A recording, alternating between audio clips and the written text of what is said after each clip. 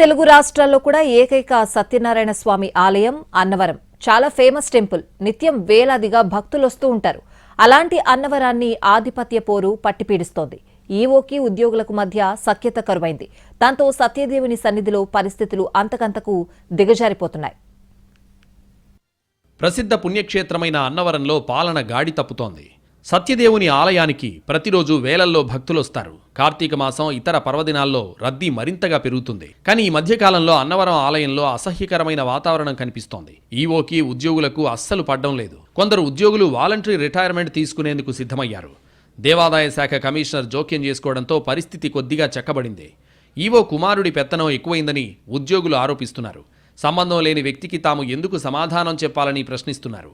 స్వామివారికి సేవ చేయడానికి అర్హతతో పనేముందని ఈవో వాదిస్తున్నారు. నెల రోజులుగా అన్నవరంలో ఏదో ఒక వివాదం చెలరేగుతూనే ఉంది. పారిశుద్ధ్య కార్మికుల పీఎఫ్ డబ్బులు చెల్లించడంలో కనకదుర్గ మెన్స్ సంస్థ అక్రమాలకు పాల్పడింది. దాదాపు 30 లక్షల రూపాయలు నకిలీ బిల్లులు చూపించి డబ్బులు స్వాహా చేసింది. ఈ వ్యవహారంలో ఇంటి దొంగల పాత్ర కూడా ఉన్నట్లు తేలింది.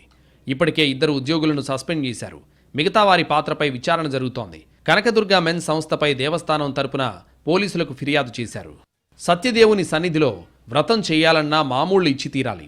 డబ్బులు ఇస్తేనే గాని అన్నీ అనుకున్నట్టు జరగవు. దేవస్థానం టికెట్లు తీసుకున్నప్పటికీ భక్తులు ఇచ్చే పేమెంట్ని బట్టి సులభంగా వ్రతాలు, దర్శనాలు జరుగుతుంటాయి. మరోవైపు థర్డ్ పార్టీ ఏజెంట్లు పెత్తనం ఎక్కువైపోతోంది. పెళ్లిళ్లు జరగాలంటే ఏజెంట్లను సంప్రదిస్తే చాలు, అన్నీ ఈజీగా లభిస్తున్నాయి. పెళ్లి బృందాల దగ్గర నుంచి భారీ మొత్తంలో డబ్బులు వసూలు చేసి అసలు పనిచేసే పురోహితులకు, బ్యాండ్ మేళంకు నామమాత్రంగా డబ్బులు చెల్లించి మిగతాది వాళ్లు నొక్కేస్తున్నారు. సత్రాల దగ్గర కూడా ఇదే పరిస్థితి ఉంది. పేరుకి ఆన్లైన్ అయినప్పటికీ రద్దీగా ఉన్నప్పుడు ఉద్యోగులే గదులను బుక్ చేసుకుని భక్తులకు బ్లాక్లో అమ్ముకుంటున్నారు. దీనిపై దేవాదాయ శాఖ ఉన్నతాధికారులకు ఫిర్యాదులు అందాయి. ఎంతో ప్రసిద్ధి చెందిన ఆలయం అయినప్పటికీ అన్నవరంను దేవాదాయ శాఖ పెద్దగా పట్టించుకోవడం లేదు.